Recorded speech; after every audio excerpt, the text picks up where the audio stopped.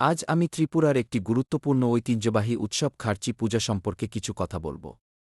এই উৎসবটি বিশেষ করে আগরতলা শহর ও তার পার্শ্ববর্তী অঞ্চলে অত্যন্ত ধুমধাম করে পালিত হয় এবং এটি ত্রিপুরার সবচেয়ে বড় লোকায়ত ধর্মীয় উৎসবগুলির মধ্যে একটি। খার্চি কি শব্দের অর্থ হল পাপমোচন বা পরিশুদ্ধি।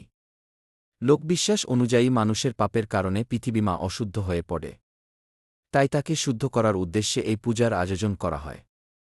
এই পূজায় চতুর্দশ দেবতার আরাধনা করা হয়, তাই একে চতুর্দশ দেবতার পূজাও বলা হয়। প্রতি বছর আষাঢ় মাসে ৭ দিন ধরে এই পূজা অনুষ্ঠিত হয়। প্রথম দিনে দেবতাদের কাঠের মূর্তি শোভাযাত্রার মাধ্যমে নিয়ে যাওয়া হয় হাওড়া নদী তীরে। সেখানে পুরোহিতরা দেবতাদের পবিত্র স্নান করান, যা এই পূজার সবচেয়ে গুরুত্বপূর্ণ অংশ।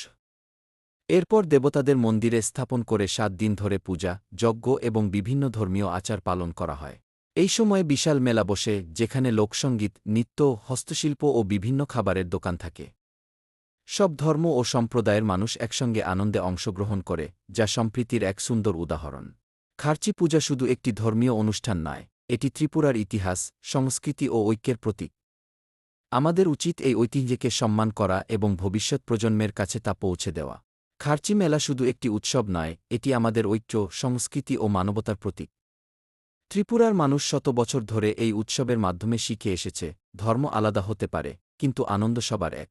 এই মেলা আমাদের শেখায়, পাপ নয়, পরিশুদ্ধি মানুষের আসল শক্তি। ঘৃণা নয়, ভালোবাসাই সমাজকে সুন্দর করে। বিভেদ নয়, একটাই আমাদের পরিচয়। আজকের দিনে আমরা যেন মনে রাখি, মানুষ মানুষের জন্য। হাসি ভাগ করলে বাড়ে, কষ্ট ভাগ করলে কমে। প্রকৃতি, সংস্কৃতি ও পরস্পরের প্রতি সম্মানই শান্তির পথ। চলুন আমরা প্রতিজ্ঞা করি, হিংসা নয়, সহানুভূতি ছড়াব। অহংকার নয়, নম্রতা শিখব। এবং একসাথে মিলেই গড়ব সুন্দর সমাজ। খার্চি মেলার বার্তা।